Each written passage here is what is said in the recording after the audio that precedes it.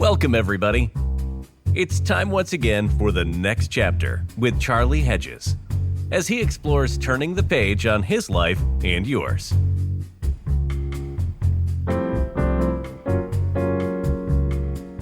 Hi there. Welcome to the next chapter with Charlie. In his daily post, Sabbath Moment, our guest today, Terry Hershey, writes this. We live in a world where fear and uncertainty are too dominant. And sadly, for too many of us, the fire inside has been doused. Sometimes for reasons of self-protection, we prefer being numb. And I confess that it can be easy to turn a blind eye to our numbness. Whatever the reason, we lose connection with the gifts we have been given. So with this in mind, I chat with author, teacher, landscape architect, and dear friend, Terry Hershey. Yo, Hersh, what's up today, bro? I'm doing good. I'm glad you mentioned landscape architect because yesterday I almost cut my finger off, with my... Doing your garden. Did you really? With a pruner or what? Yeah, I whacked it pretty good. Did you really? Let's see.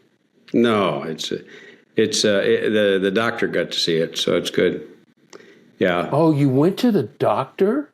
Yeah, I went to an urgent care thing, so they don't stitch you anymore. They have these little wraps they put around it that has a name for it. Anyway, they do it a lot of times for when you get cuts, and it's the new stitching thing.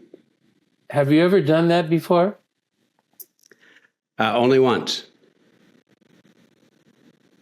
Yeah, but I'm an expert, so I really know how to do this well. That's the whole irony. What part do you know how to do well? Cutting yourself or doing it right? I'm an expert with garden tools, but apparently I've forgotten how to use them. Well, that leads me, I find a leak to our subject matter, rekindling the fire within. And your fire within, one of your huge flaming fires is gardening. And that is a passion that drives you. And so you open your Sabbath Moment, as I read, that for many of us, with the dominance of fear and uncertainty in our lives, the fire within has been doused. Talk to me about dousing now. How our fire within has been doused.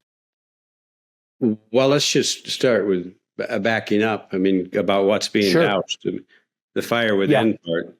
The fire within part, there are several phrases that it's just questions I ask. What makes you glad to be alive? And because that's part of the fire within.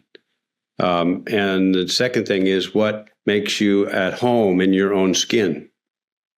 Because when you're at home in your own skin, you acknowledge and embrace what is there, and then you live that out. You let that part, that you spill.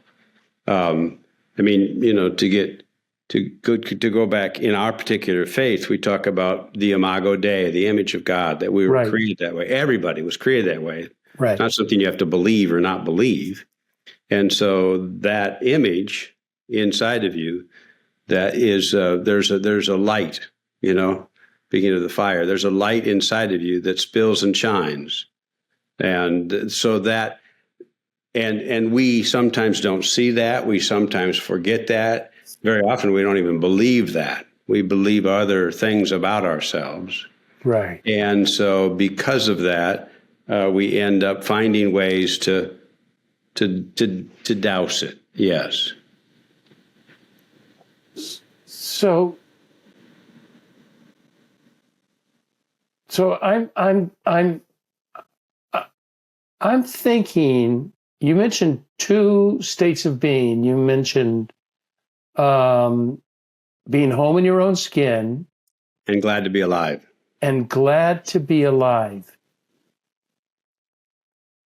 which one, do you struggle with either one of those anymore? Or do you feel like you've sort of leveled the plane? You always have growth. I mean, let's always keep in mind, growth is always there. But at some point in your life, you got to say, I've sort of come to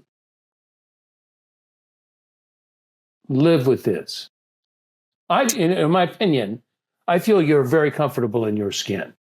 Yes, more comfortable than I've ever been. I mean, that's the one that was the real one for me, because the book that I've talked about for years, and you mentioned it too, a novel called A Glittering Image. Yeah. Susan Howard.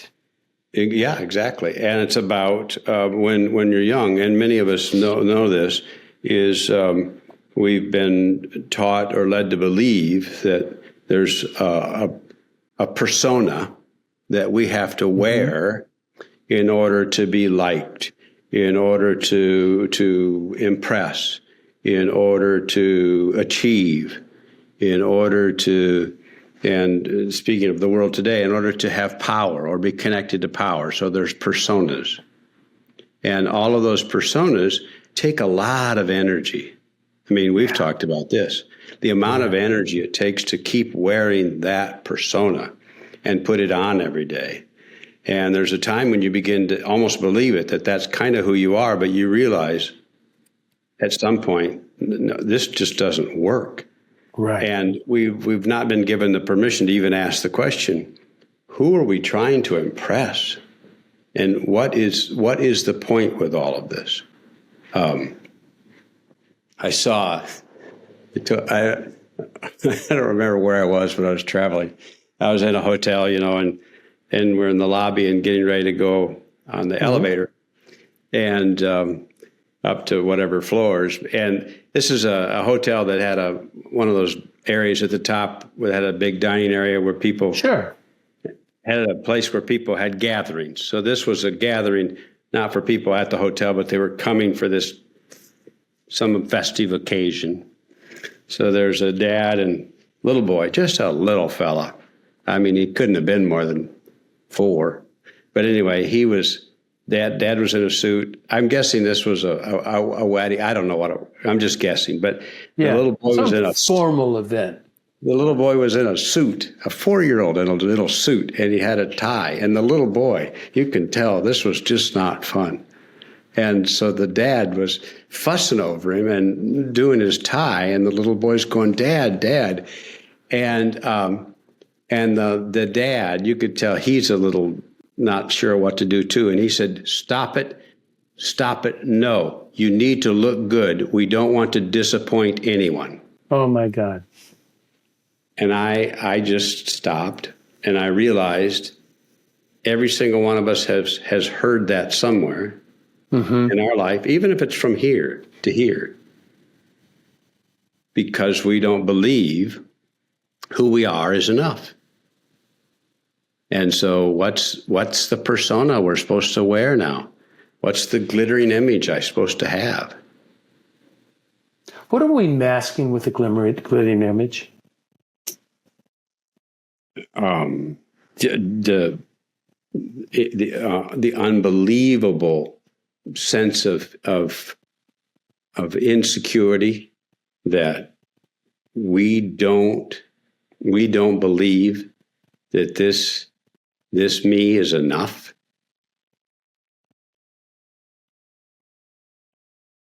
Yeah. And if we, I want to just keep breaking that down. And so I totally agree, but let's, for the sake of clarity, we're not enough for what? To be satisfactory in the eyes of other people?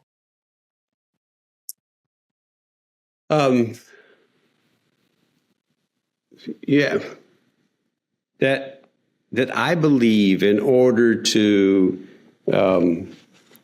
care, in order to connect, in order to give, in order to receive, in order to share, in order to invite, in order to invest, in order to any of the endeavors that create life, that this Terry, I need to bring a different Terry to the table in order for that to happen.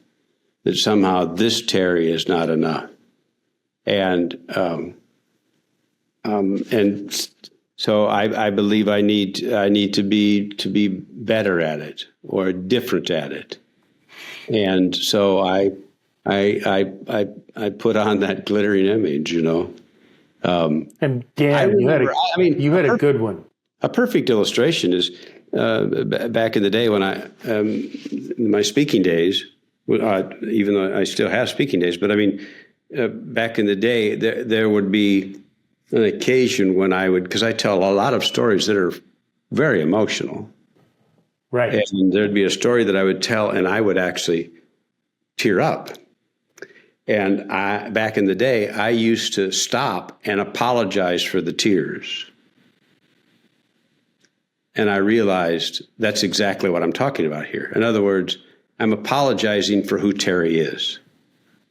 And that's a graphic illustration of the tears aren't enough. I mean, what an unbelievable irony. I have to apologize for being sad, apologize for tears, apologize for grief, apologize for emotion. That it's extraordinary.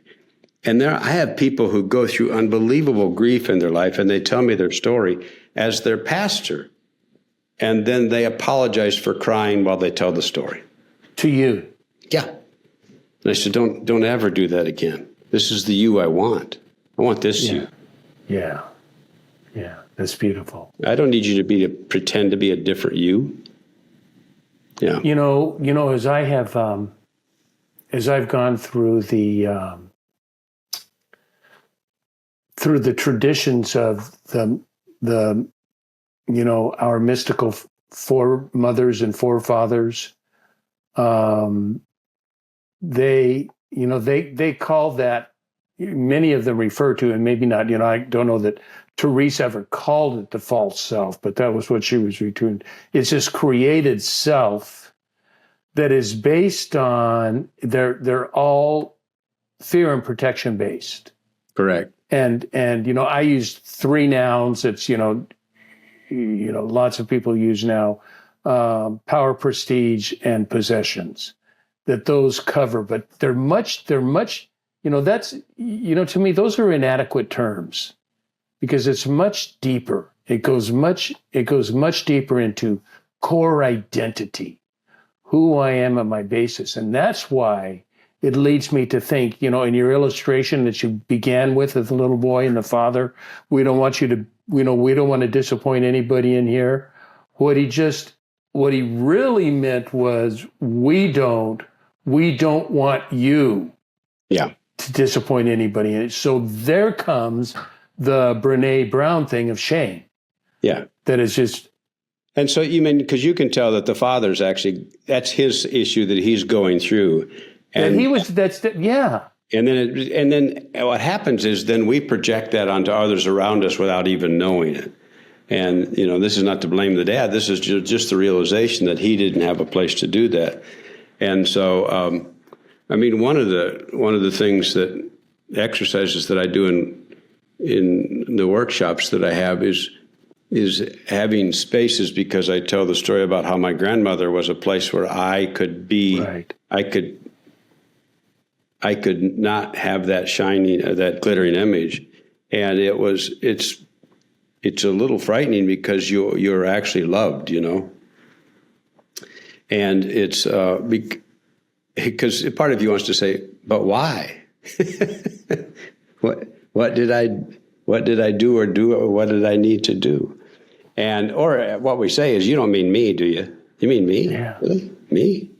Post Malone, are you familiar with Post Malone? Yeah. Currently popular singer, has on one of his albums a song that says, I don't understand why you like me so much, because I don't even like myself. Yeah. Isn't that bitchin'? That's just, but that is so, that so captures it. And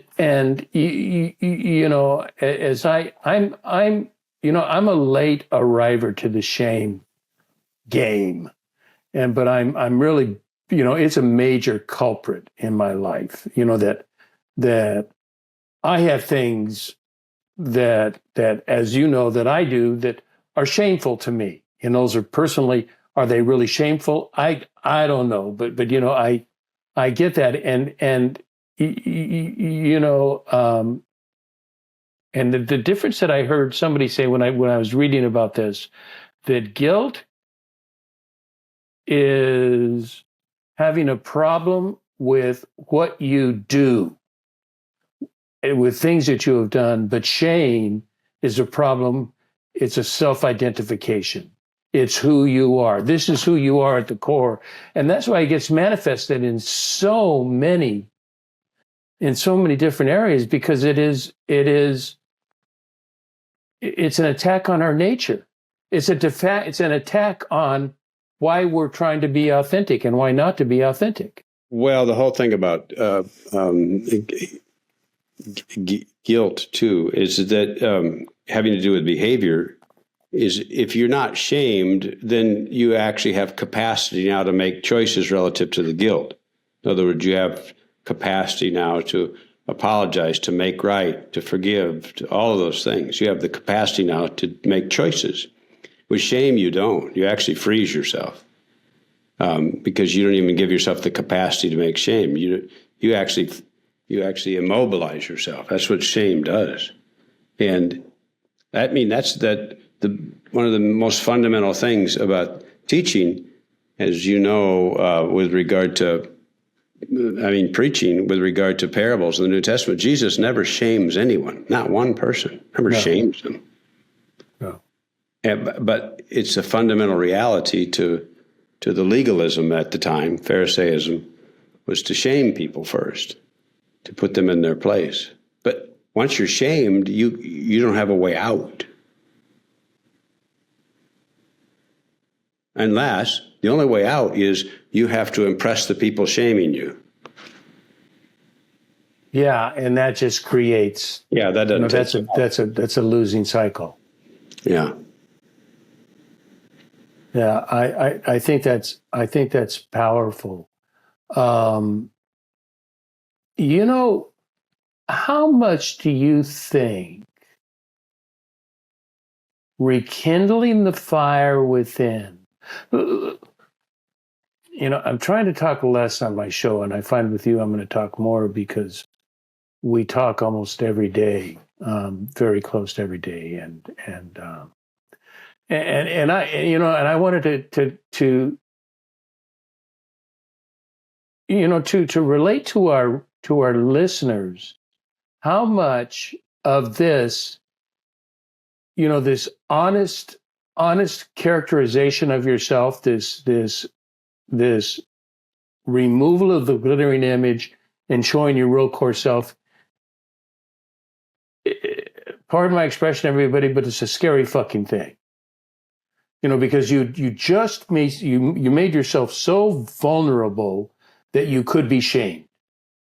That, you know, with the right words, you know, with just a few words, whatever the right words are, the words, the trigger words, you were ashamed. And yet, if you have a friend that you can, how many friends do you think we have where you can be totally honest about everything? Well, almost everything. No, that's not a common thing.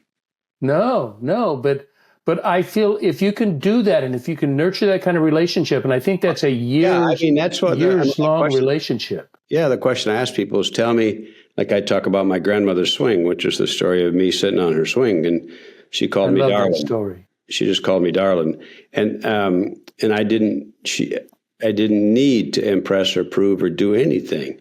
And so one of the questions we have and exercises we do is, tell me where those places are for you. I mean, it could be a friend that could do that. It could be a place that does that, where you can put aside whatever that glittering image is and allow this you to be seen, be seen. Mm-hmm.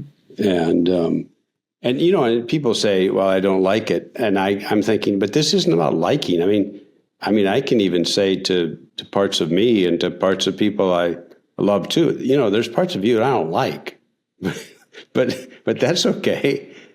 I love who you are. I do. And that's a different thing. That's a good way to put it. I think that is true. It's not about liking. There's another value that's going on that is specific and particular to that individual, but it's a value that's a higher value that can overcome our dislikes or our disagreements. I mean, we stand pretty far in opposition on political ideologies, and yet we talk, and I come to you like I came to you yesterday about something and just said, look, I care not, I have no desire to debate this. I just want to know from your perspective, what are you thinking so I can broaden my base of understanding. I can understand this from a different filter and a different perspective. And do you know how helpful that is to do that, have the freedom to do that, and to know that person is not going to try to fight you on what you're believing? Because, I didn't even state really what I believe. It just was, give me your insight into this. And that goes for us, for our very personal lives as well. Mm-hmm. Yeah,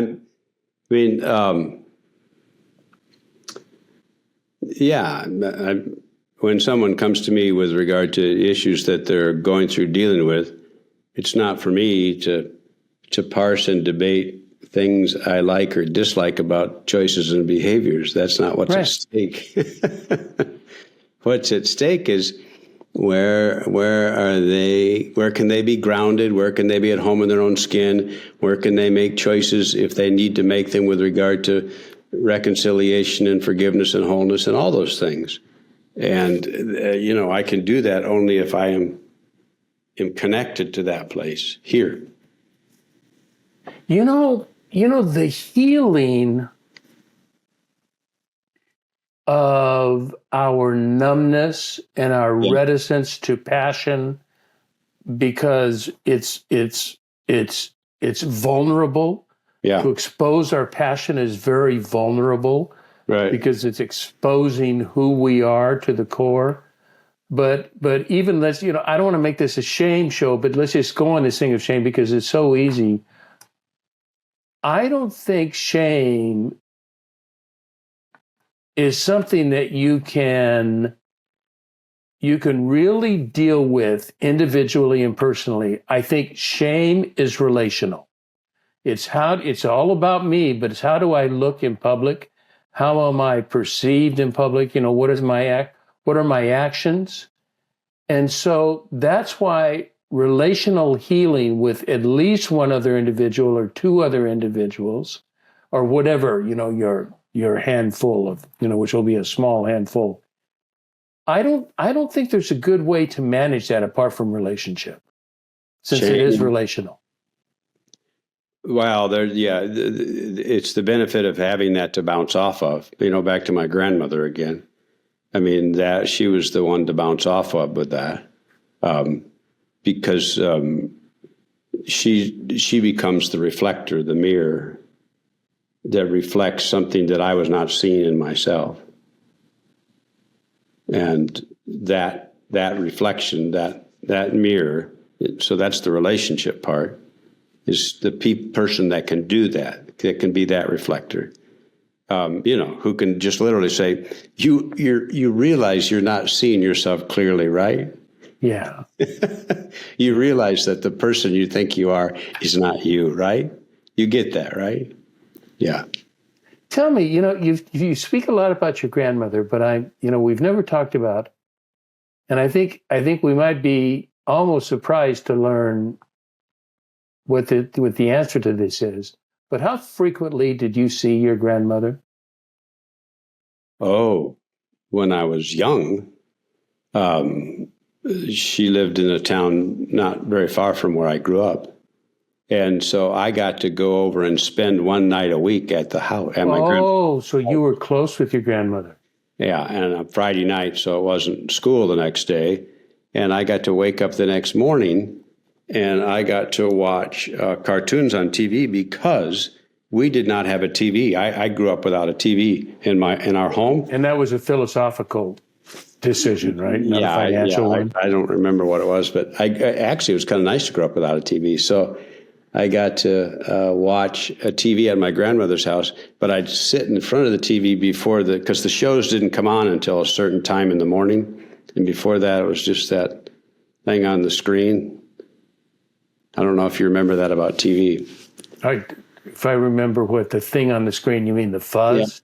Yeah, whatever that was, that buzz thing that they just showed you before there was any shows, and then the show finally came on. So yeah, oh yeah, dead time on TV. Yeah, I know. Yeah, but I saw her frequently, and then she moved to Florida, and by then I was already had moved to California, and I was already Reverend Terry by then doing my job, but I would see her 3 or 4 times a year at least. Oh, that's wonderful. That's wonderful. I was never, I saw my grandmother a lot when I was a kid, but it was never really personal because we had a big Okie family and we would all get together at one aunt's house that my grandmother and grandfather lived at. And so there would be 20 or 30 family members and children engage with grandma and grandpa, and that's a lot. Yeah, it was a big ass family, and the one thing you had to do that was a non-negotiable. When you left, it was like one of the comedians said, after going to my family, when you left, you need to have your lips retreaded because you had to kiss everybody except your cousins. Didn't go to but you had to kiss them on the lips. There was no kiss on the cheek. No, the Okie, you kiss on the lips. Wow. That was now, you got to remember this was in the 50s and 60s. So this was a while back before it was, it may even be politically incorrect now. I don't know. Well, yeah. Yeah, but that was. Why don't you do a whole show on that someday? I just did all I'm going to do on it. But my grandmother had a saying one time too. We were my parents' friends had a yacht, had a big old boat, had like a 90-foot boat. That's not a yacht. That's a ship. But yeah. Well, yeah, but the girth, is that the width? The girth. I don't know. The width of the ship was only like 15 feet. So it was just a skinny stick, doing the sea. And we took my grandmother and aunt, we took them one time to Catalina.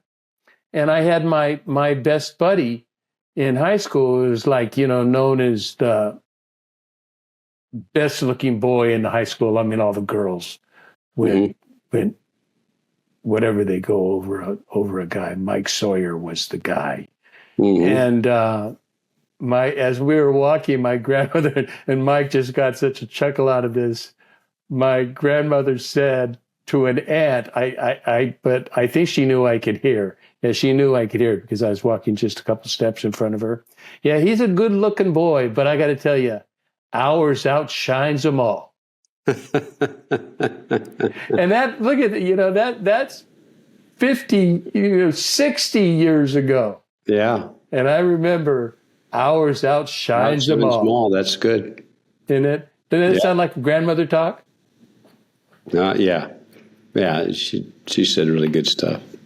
Yeah.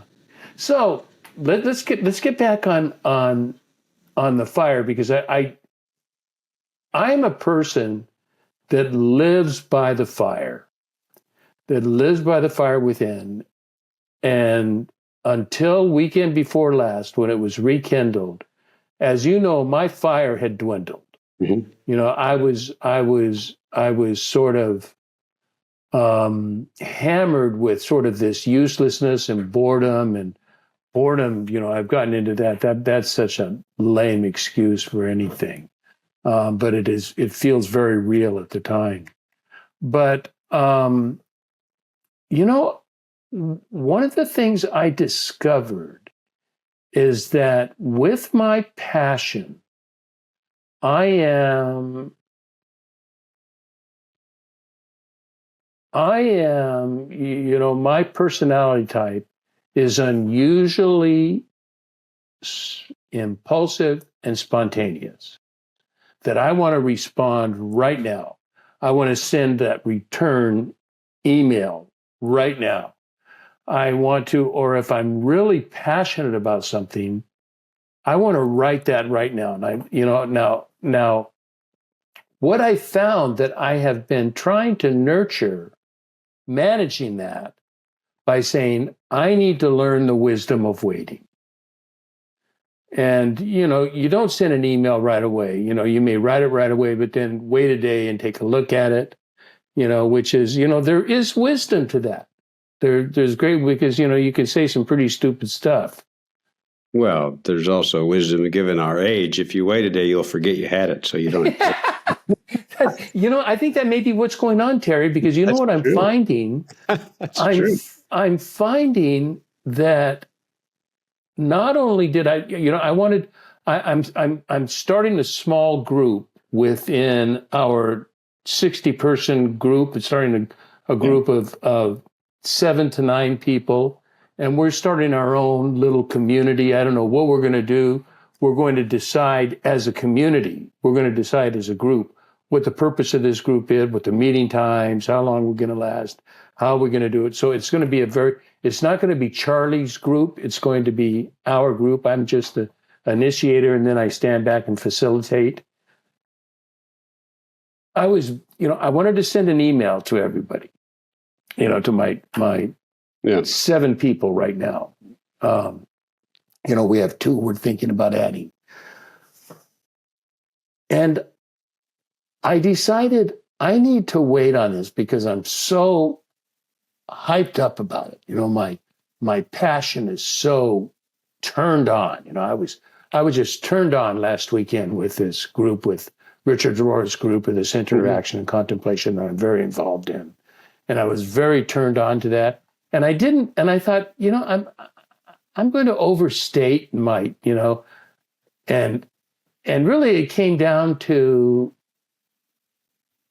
will the people like what I have to say? Will I be too passionate? So I decided the wisdom of waiting. And so I said, I've written about this last week. I've written really good stuff about this. And then I sent the email, and it was very terse, 6-line email. Just, there was zero passion in it. Zero. And I thought, this is not right.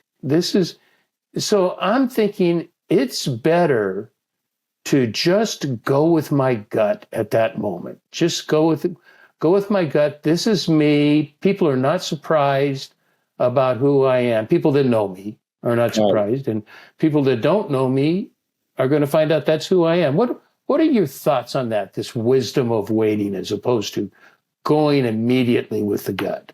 Well, I mean, it's not an either or for me, but one of the recognition is I'm going to find a quote.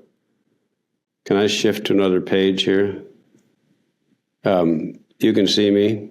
I can see you. Yeah. So this is because I'm writing about this, a fire within, and as you know, I'm a golfer, and all truly spiritual people are golfers. I know you know that. Yeah, yeah. But for people, even if you don't know golf, and maybe you've known it isn't a sports person, that the golf person, you have to find the true swing within you. And if you spend all your energy trying to imitate somebody else's swing, if you spend all your energy trying to impress people with a different kind of swing, in other words, it's going to mess you up. To your point about the email, I need to write the email that's a certain kind of email. So anyway, you remember the movie Bagger Vance? Of course. Yeah. So Will Smith, remember Will Smith was the caddy for Matt Damon? Okay, yeah, vaguely that's coming back to me. Yeah, and so he, and there's the movie takes place back in the 40s or something when golf was, anyway, this is one of the statements he says to Matt Damon, and I was going to use this in one of my writings. He said, because Matt Damon was completely flustered about his game, and he was completely flustered about what other people were seeing in his swing and his game, and he was completely flustered that he wasn't impressing people like he should. And Bagger Vance, this is his little speech to him. He said, inside each and every one of us is one true, authentic swing, something we was born with, something that's ours and ours alone, something that can't be taught to you or learned, something that you got to be remembered. Over time, the world can rob us of that swing. It gets buried inside us under all our wouldas and couldas and shouldas. Some folk even forget what their swing was like. Caveat, if you even knew it to begin with, if you even had a point of access. Yeah, and a lot of it is what he was doing is letting him pause, because if you pause to get the external noise outside of you, in your case, you see a passion that's alive and well in you. Oh, and I love it. Yeah. So there's an internal swing, and I agree with that part. That let's recognize that. And as soon as you say, well, what if? Okay, what if? What if I have gone overboard or whatever? Okay, then you've gone overboard, and then you make an adjustment. That's the whole point. Yeah. It's called I'm sorry. Yeah, it's called What's Next. Yeah, that's my great line from West Wing. What's next? Oh, that's the next. That's the line in West Wing. That's what he always said whenever they came in for a meeting. He was always go, okay, what's next? In other words, let's move on. Let's go. Let's get on with it. Yeah. Yeah. Great line. Great line. One of the things that in relation that I have thought, this is what I've pondered, this has been in my journals because I've been journaling on the fire within. You really, Good. you touched a nerve of something that I'm very passionate about. And I found I don't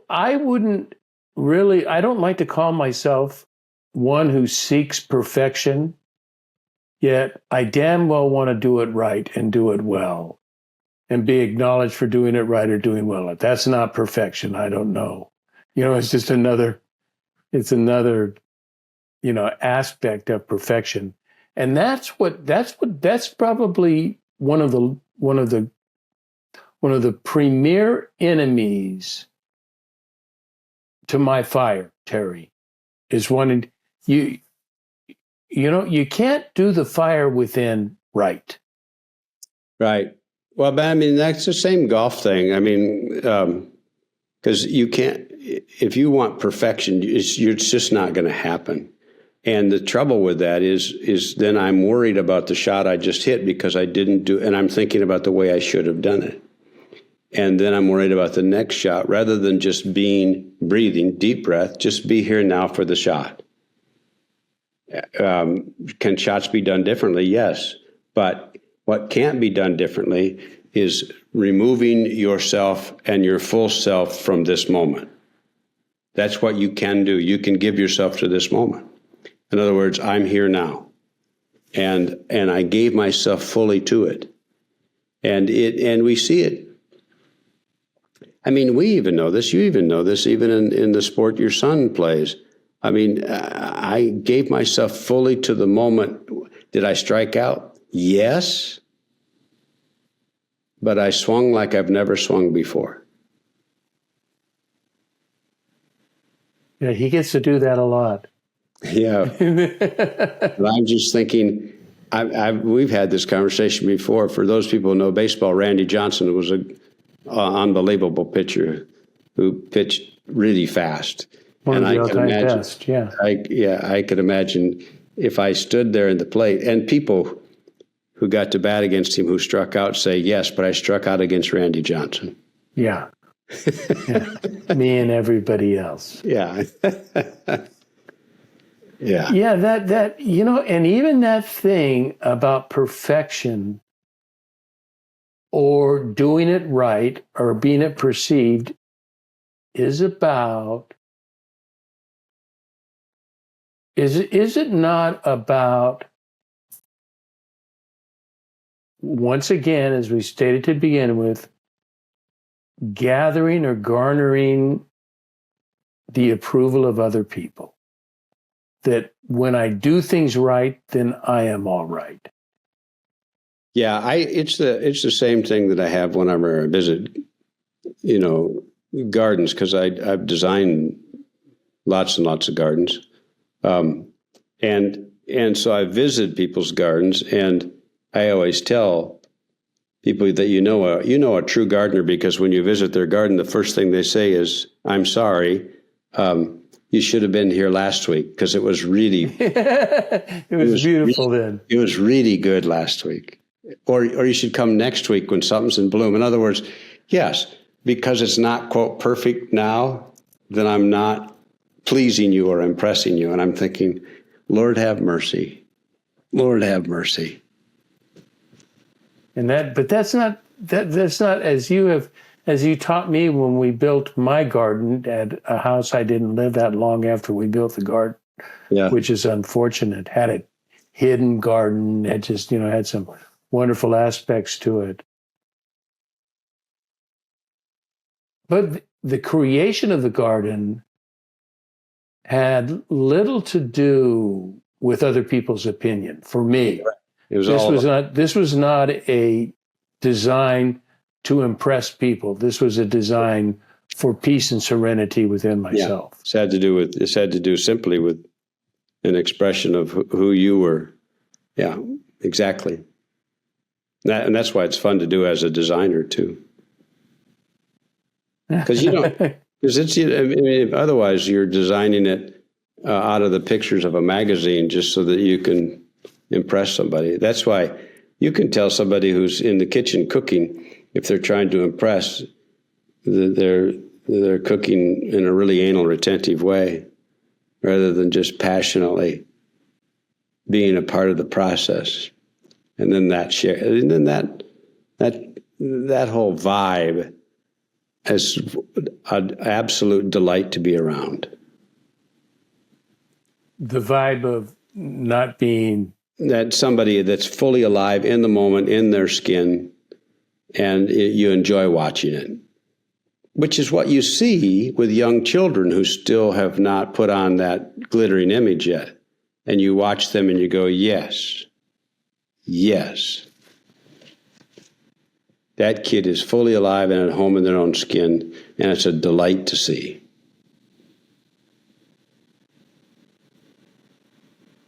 How often do you feel that the way you just described the child, how often do you feel you're in a state where you could use those very same words about yourself? Oh, I don't even, in a sense, I don't worry about that, because otherwise I'll use it as a way of keeping score. I literally, like this morning in my walk, I have liturgies for my day, rituals. My walk this morning, I take pictures of blossoms. I could show them to you. Little blooms that I walk past that I'll never see again.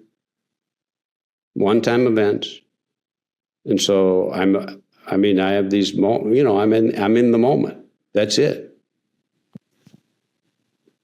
I'll take them. And then that's it, though. Then you're on. What's next? But savor it when you got it. Yeah, it's become a big thing with me, Terry. I got that. I love your words on that. You have impacted me on that, and and as have the Buddhists And as well, the mystics have, I think I may even have written a blog that I don't think I don't think I really like as much, but I like the title, Attention is a Superpower. Paying attention is a superpower. I wholeheartedly agree, 100%. Oh my God, yes. I mean, look, your story of the woman on the boat. It is when I go walking, when I walk with my wife, we're in conversation. When I walk with myself, I'm in observation. Mm-hmm. Even if I have music or some podcast or some show that I'm listening to, because, God forbid I don't have some kind of distraction as I'm walking my neighborhood, because I don't have what you have. You're walking country. I'm walking cement. Yeah. There's not a lot of beauty in the cement until you start looking for it, until you start paying attention. And I am walking now, something that's frustrating Pam, my wife, is that I'm walking, I call it the Abbot's Gate. There you go. When I go to the Abbey, which I will be at next week, the Abbot has a very intentional gait in his walk. He doesn't walk really necessarily slow, but he's never in a hurry. He's just, I have never seen him speed up his gait for anything, even if he's late. He has this gait, and I've tried to mimic. I've laughed with him about it. I've tried to mimic the Abbot's gait, and my wife and Pam is funny, says, "Honey, you're walking like an old man." I said, "I know, but I'm trying to absorb." Well, I don't have it in me to absorb this much. So, if you're going to walk with me, you have to walk a little faster. But it's just we have chuckles about that. But I like the Abbot's Gate of being pensive, observing, thoughtful. Absolutely. Those are wonderful attributes. I agree with every bit of that. Well, mi amigo, it's I feel like we've covered this subject pretty well. Mm-hmm. What do you think? What have I missed?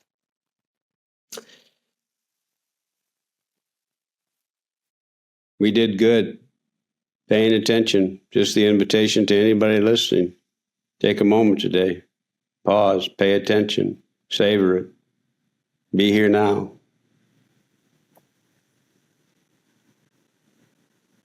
Yeah. That's very difficult. Yeah, but I mean, if it wasn't difficult, it wouldn't be worth doing. It's easier when you're retired. No, actually. You don't think so? No, what's ironic is the number of people who are retired who feel like they have to do something with their life and they're not doing it, and so they give themselves shame for not doing what they should be doing now that they're retired. And except I love the people who find a passion in their retirement, and I love seeing that there's a smile on their face that I haven't seen. It's great. I love it. Plus, a lot of them are involved in unbelievably wonderful projects and things. They're giving to their communities. It's great. I love watching it. I mean, one of my heroes is Jose Andreas, the guy who did the World Central Kitchen. He goes to all the places and feeds people, whether it's Gaza or Israel, both Gaza and Israel, or didn't he start in Puerto Rico or he's Haiti done, or one of those places? Whenever there was the storms wiped out, he did both Haiti and Puerto Rico, exactly. Yeah. And the storms wiped out, or Ukraine, and he's still in the World Central Kitchen. But just the passion that is alive and well in that is unbelievable. Yeah. Terry Hershey, you're the best, man. Thank you for spending time with me today. I know this is we've come before your nap time. Exactly right. Yeah. Your nap time is noon. I know I lose you in 3 minutes, and I don't want to lose you. You got too much power in there. Thank you, buddy. Thanks, Charles. Okay, I want to thank everybody for tuning in to the next chapter with Charlie. And until next, this is Charlie Hedges signing off. Bye for now.